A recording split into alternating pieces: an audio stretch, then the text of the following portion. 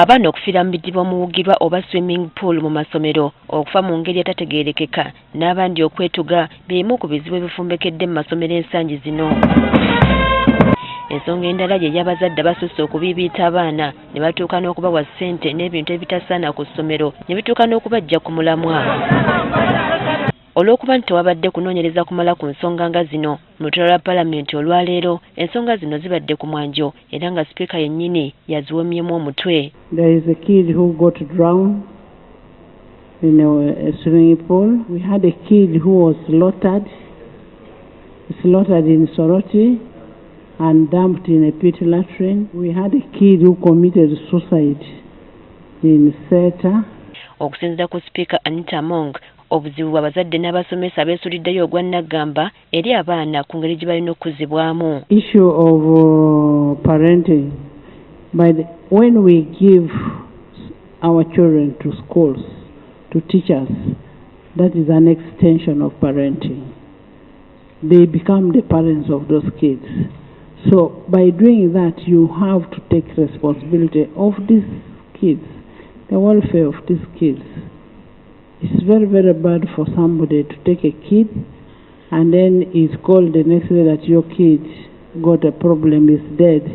Ababaka beemulugunyiza ku ngeri abaana gye bafaamu ekyeyononere ku masomero ne batuuka n'okuloopera sipiika nga bwe waliwo amasomero agamu agasaddaako abaana mu banoonya bugagga. There are schools that want to get rich because of rituals, because of doing sacrifices. They are killing our children. Beekokkodde abalambuzi b'amasomero abatakyakola gwabwe nga ssaawa eno amasomero agasinga obungi gaafuuka gakyetwala. Education inspectors, I do not know what is the minimum standard of starting a school in Uganda. I have a school in our constituency. It has 2 classrooms. They have built the classrooms with mabati. They even don't have a toilet, but it's the school. Singanga tubadde tukola ffenna emirimu we tuyisapooze gikola ba inspectorate nga balambula amasomero nabamakinga sure nti amasomero gaffe gakola bulungi, tewandibaddewo kyetaagisa omuntu aleete wali ekibaawo temuli wadde seminti nfunfu yejjudde naye ate nga musanze abaana bangi. Kati wano Paalamenti weesinzidde n'esaba minisitule y'ebyenjigiriza okwanjulira Paalamenti byonna ebyetaagisa ku ssomero n'ebiteetaagisa bigobebwe okusobola okwewala ebizibu. Kyokka nabo tebalemye kwekwasa bazadde abatasobodde kwawula wakati wa kwagala n'okugunjula omwana nga bwe baviiriddeko kalumanywera. Ekiri mu masomero buli omu kyayagala kyakola. Nina essomero lye nabaddeko ery'ekisulo nga omwana babaterawo amasimu basasula siringi 10 okuba per minute. Omwana n'ayogera ne nnyina n'amalawo siringi omutwalo gumu ng'ayogera ne nnyina ku ssimu ate ng'ali mu kisulo. Kati aba ali mu kisulo oba aba ali waka, ogwo omukwano gw'abazadde n'abaana oguyitiridde gwe gugenda okwonona abaana. Ne ssente empitirivu abazadde zibawa abaana zijja bangi ku mulamwa naddala abo abatalina, nga nabwe kityo minisitule yandibadde eteekawo ekkomo ku bintu ebyetaagibwa mu masomero. We tend to spoil our children.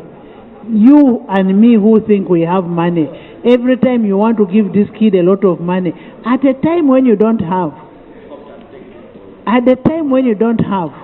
then this kid, you'll face it. Nosanga omwana nga wakomawo waka, omwana atatukana kuvuga motoka wa myaka 14 bamuwadde motoka olw'okuba waka waliwo emmotoka nnyingi. Omwana n'omuwa pocket money wa $5,000,000. Omwana n'omutwala ku ssomero ng'omutwalira mu helicopter. Bino byonoona abaana. So ekisooka abazadde tukole ogwaffe. Kati ekirindiriddwa kwe kulaba oba minisitule y'ebyenjigiriza enassaawo ekkomo ku ngeri abazadde n'abasomesa bwe basaanye okuyisa abaana. Priska Namulema, agafeeyo ku Spark TV.